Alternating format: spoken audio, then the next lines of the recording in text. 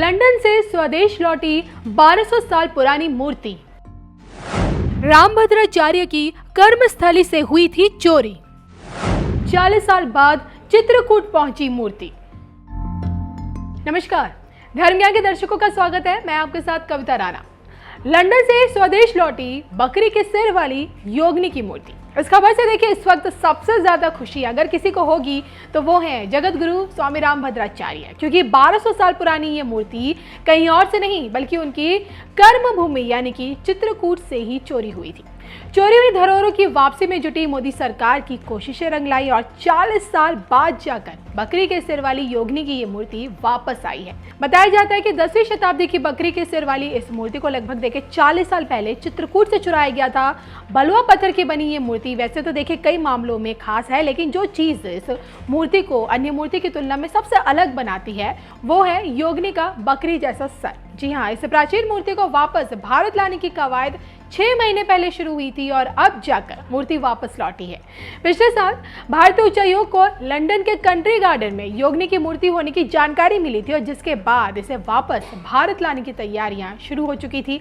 फिलहाल तो देखिए, इस मूर्ति को अब ओल्ड फोर्ट म्यूजियम को सौंप दिया गया है। अब आगे इस मूर्ति को चित्रकूट के लौरी ग्राम पंचायत के लोखरी गांव के 64 योगिनी मंदिर में स्थापित किया जाएगा या फिर आर्कियोलॉजिकल सर्वे ऑफ इंडिया को सौंप दिया जाएगा। इस बात का फैसला तो केंद्रीय संस्कृति मंत्रालय ही करेगा।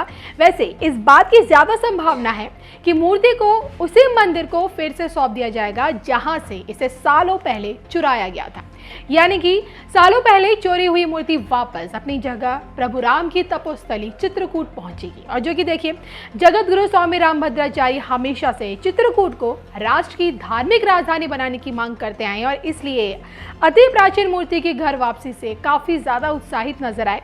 समाज में देखिए, स्वामी रामभद्राचार्य की पहचान एक प्रख्यात विद्वान, रचनाकार, प्रवचनकार और धर्मगुरु के तौर पर होती है। और कहते कि जब सिर्फ 2 माह के थे, आंखों की रोशनी चली गई थी, लेकिन हार कभी नहीं मानी। आज देखिए, 22 भाषाओं के ज्ञाता हैं, 80 से भी ज्यादा ग्रंथ लिख चुके हैं और हैंडीकैप्ड बच्चों के भविष्य को उज्जवल बनाने के लिए तुलसीपीठ नामक एक संस्था भी चलाते हैं।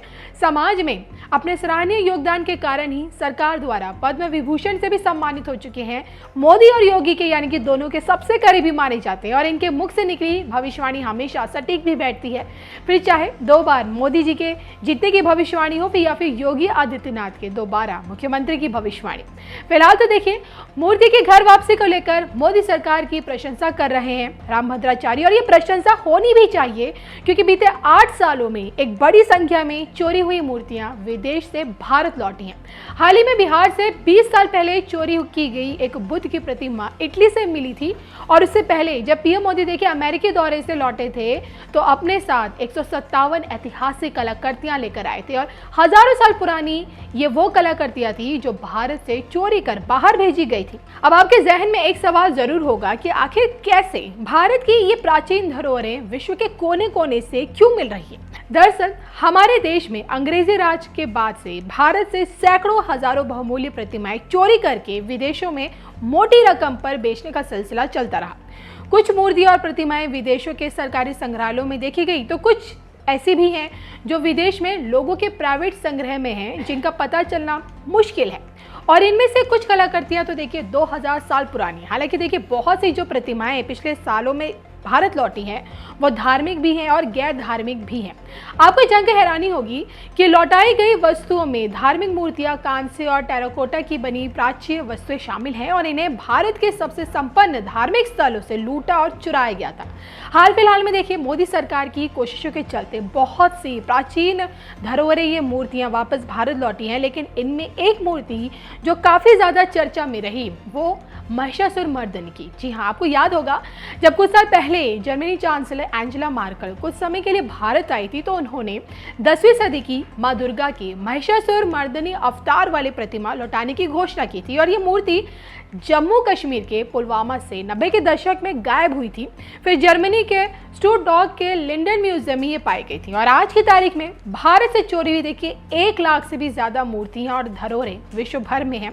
इंटरनेशनल मार्केट में देखिए भारत की इन्हीं प्राचीन मूर्तियों की, कलाकृतियों की और धरोहरों की सबसे ज्यादा डिमांड है। जी हाँ, मुंह मांगी रकम मिलती है इनकी और इस कारण तस्करी करने वाले गिरोह इन चीजों को चुराने की हमेशा फिराक में रहते हैं। यूनेस्को भी कहता है कि सांस्कृतिक विरासत की तस्करी अब दुनिया में ड्रग्स और हथियारों की तस्करी के बाद तीसरे सबसे बड़ा अवैध व्यापार हो गया है और इसका सालाना टर्नओवर 10,000 करोड़ रुपए तक है।